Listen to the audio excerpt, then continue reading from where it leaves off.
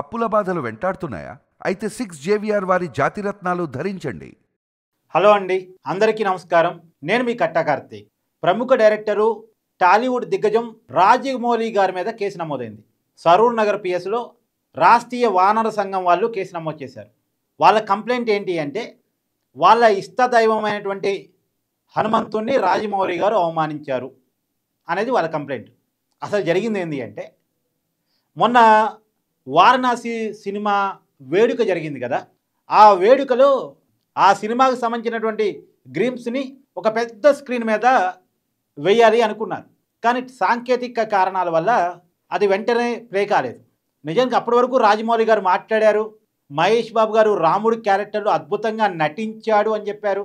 రాముడి గురించినటువంటి చరిత్ర గనక చూస్తున్నప్పుడు, దానికి సంబంధించినటువంటి కథ రాస్తున్నప్పుడు, డైలాగులు రాస్తున్నప్పుడు, మహేష్ బాబు గారు రాముడు వేషం వేస్తున్నప్పుడు బూస్ బంప్స్ వచ్చాయి నాకు అని చెప్పేసి రాజమౌళి గారు చెప్పారు. రాముడి గురించి చాలా గొప్పగా చెప్పారు. కానీ తర్వాత మాత్రం ఈ సాంకేతిక సమస్య ఏర్పడినప్పుడు మాత్రం, నేను దేవుణ్ణి పెద్దగా నమ్మను, కానీ మా నాన్న చెప్తా ఉంటారు నీ వెనకాల హనుమంతుడు నడిపిస్తున్నాడని.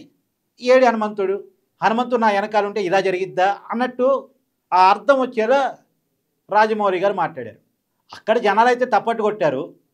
కానీ తర్వాత కాలంలో అది బయట వేరేగా కన్వర్ట్ అయ్యి ఇలా రాజమౌళి గారి మీద కేసులు పెట్టే వరకు వెళ్ళింది.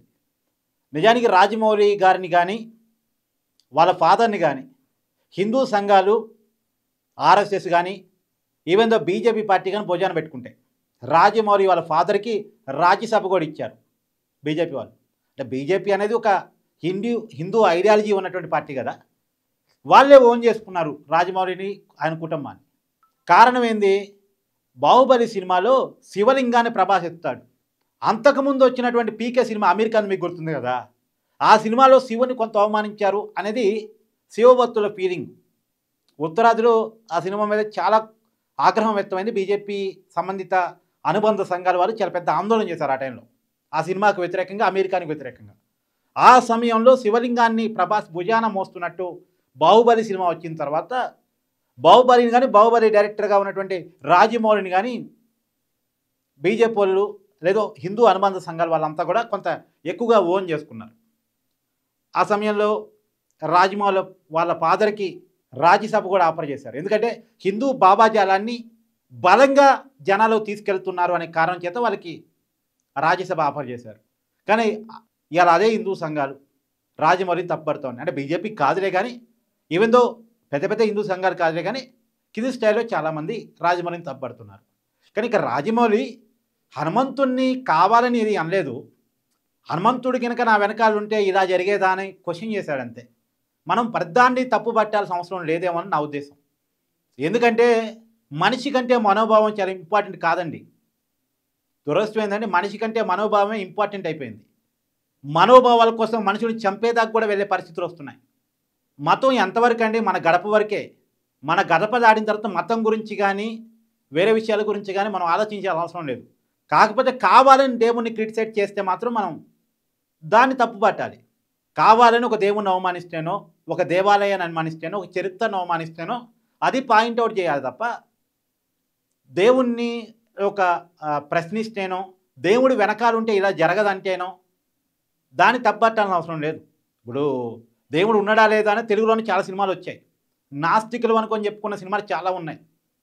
ఎవరి భావజాలం వాళ్ళది. దేవుణ్ణి నమ్మే వాళ్ళు నమ్ముతారు, నమ్మని వాళ్ళు నమ్మరు. ఒక టైంలో ఈ సౌత్ ఇండియాలో నాస్తికత్వం చాలా బలంగా ఉండేది. నాస్తికత్వం ఆధారంగా ఉద్యమాలు కూడా తయారైనాయి. ఇప్పుడు ద్రవిడ ఉద్యమం అదేగా. ఇప్పుడు డిఎంకే పార్టీ ఇంకా అదే సిద్ధాంతాన్ని పట్టుకొని ఉంది. కమ్యూనిస్ట్ సిద్ధాంతాలు కూడా చాలామంది దేవుణ్ణి నమ్మని వాళ్ళు ఉంటారు. వాళ్ళ శాస్త్రీయ భావజాలం అని చెప్తూ ఉంటారు. సరే, వాళ్ళ నమ్మకం వాళ్ళది. హేతువాద సంఘాలు, రచనలు అనేకం వచ్చాయి మన తెలుగు నేల మీద. కాకపోతే వాళ్ళు కావాలని దేవుణ్ణి క్రిటిసైజ్ చేస్తేనో, ఇంకొకరి మనోభావాలను కించపరిస్తేనో తప్పుగా చూడాలి తప్ప, అందులో కాకపోతే రాజమౌళి గారు ఒక డ్యూయల్ స్టాండ్ ప్రదర్శించారు. రాముణ్ణి అద్భుతంగా పొగిడారు. మహేష్ బాబుని కీర్తించడానికి రాముణ్ణి అనేటువంటి దానికి సంబంధించినటువంటి క్యారెక్టర్ గురించి చెప్పుకుంటూ రాముడి గురించి గొప్పగానే చెప్పారు. కానీ హనుమంతుడి విషయాల మధ్యకి ఇలా మాట్లాడేసరికి కొంత అంటే ఆయన డబల్ స్టాండర్డు, కమర్షియల్ ఫెలో అనేటువంటిది ముద్ర పడింది. అందులో కూడా గతంలో శ్రీకృష్ణుణ్ణి, రాముణ్ణి ఏదో అన్నారు అనేటువంటిది కూడా ఇప్పుడు బయటకు వస్తూ ఉంది. ఏదో పాత వీడియోలు బయట తీసే ప్రయత్నం చేస్తున్నారు. నిజంగా రాముణ్ణి కృష్ణుణ్ణి రాజమౌళి అవమానించి కనుక ఉంటే మరి ఇంతగా ఎందుకు వీళ్ళని భుజాలు పెట్టుకున్నాను ఇన్నాళ్ళు అనేది కూడా మరి ఆలోచించాలి. ఏది ఏమైనా ఈ వివాదం కాకూడదేమో కానీ వివాదంగా మారింది. ఆ పర్టికులర్ ఇష్యూలో అయితే నాకు మరీ హనుమంతుని ఏదో కావాలని టార్గెటెడ్గా ఏదో అన్నారని అనుకోవటానికి లేదు. దాని మీద అయితే ఇంతవరకు రాజమౌళి గారు మరి తిరిగి స్పందించలేదు. కాకపోతే ఇప్పుడు పెట్టిన కేసు కూడా అతని మీద చర్యలు తీసుకున్నటువంటి కేసు అయితే కాదు. కానీ అతను కావాలని ఇంటెన్షనల్గా దేవులని పదే పదే అవమానిస్తే మాత్రం మనం ఖండించాలి. ఇది నా ఉద్దేశం. మీ అభిప్రాయాన్ని కూడా కామెంట్ రూపంలో తెలియజేయండి. Thank you.